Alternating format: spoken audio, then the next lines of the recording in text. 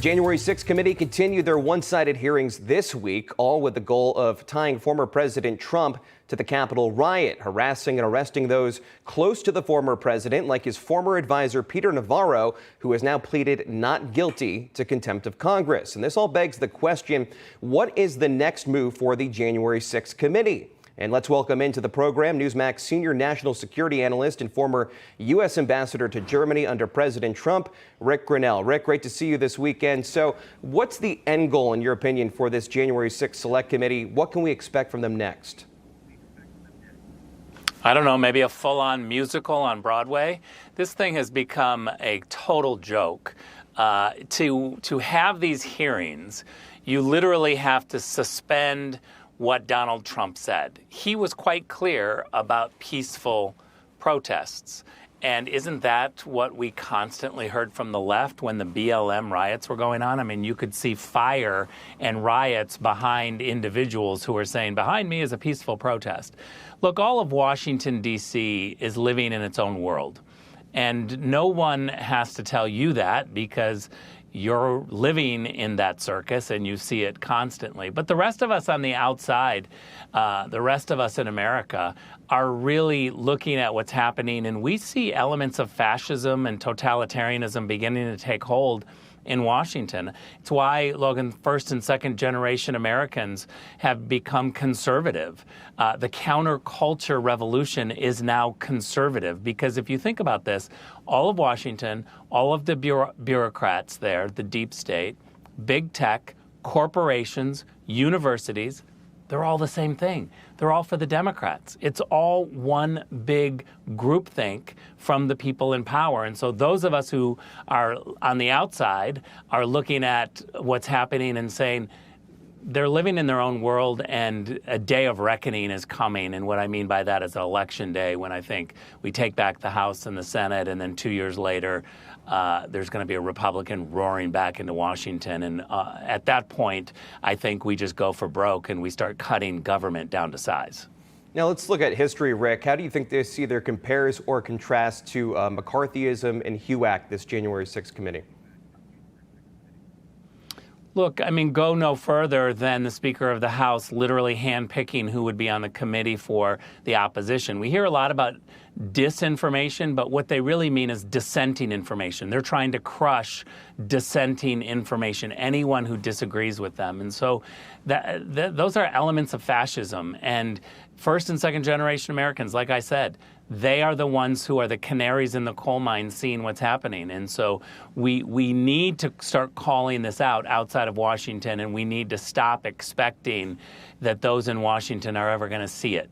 You know, the newsrooms, they're all the same. You look at the Twitter feeds today of all the Washington, D.C. types, and there's literally very few talking about Joe Biden falling off a stationary bike.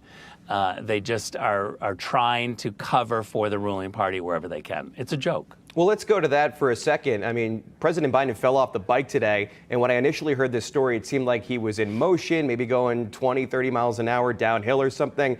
He was standing, he had a foot down, it looked like he was trying to put his kickstand down and fell. And obviously, you're hearing some media cover that here. You're hearing other media members try to not talk about that. This is what we're referring to right here. You could see it very clearly. So, Ric, President Biden, 79 years old. We know about the cognitive concerns that people had, but he couldn't even maintain his balance here. What does that say to the country and our adversaries? Well, first of all, our friends and our adversaries and others are watching this, and they're seeing the decline of Joe Biden. Everybody knows this. No one is allowed to say it in Washington, D.C., but everybody else sees it. Now, look, the fact is falling off a bike, getting your foot caught in a pedal, all of that is what happens to normal people, and we wouldn't be able to kind of string this together if it didn't come with him falling upstairs, seeing a shuffle, seeing him shake hands with the air, seeing him literally like lose cognitive function in the middle of a speech. We all see it. And only in Washington, D.C. are they trying to say, don't believe what you see. And so today's episode, I think, is just another piece of that puzzle that Joe Biden is not well and that he clearly isn't running the country. Let's be honest. There's no possible way that this guy is running the country. There are a couple of people behind him. I've said it before. It's Susan Rice and Ron Klain, and they are manipulating all of the policy, and he's out there just speaking. So, Rick, we see not only the Biden administration and Congress, but really the Democrats as a whole, they're pushing this January 6th narrative to keep it moving. We know about the BLM riots last year and all of that. Now, Professor Alan Dershowitz, famed attorney, former Harvard law professor, he's saying that he believes we're going to see another summer of violence and that the prosecution would be selective. So if you're BLM Antifa, you might not end up behind bars. Do you think we're going to see that this summer with the way things are going? Well, let's be clear that no violence is right. I was one of the first people to tweet out on January 6th that we should use the footage, the camera footage, and arrest and prosecute every person that commits vandalism. But what the Democrats did is they literally went beyond the pale and selectively started putting people in jail and holding them in jail. We've got people still in jail. I want our audience to understand. People are still in jail waiting for some sort of an allegation to surface in America. This is outrageous what is happening, and it really undercuts who we are as a country. And so I think, to your point, whenever we see violence, we should call it out. And Republicans have consistently done that, from BLM to the January 6th riots. But what we see from the left too much, and from all of the arms of the Biden administration, whether it's IRS or DOJ or the FBI, they seem to just be targeting their political enemies. This is yet another really red flag when it comes to fascism.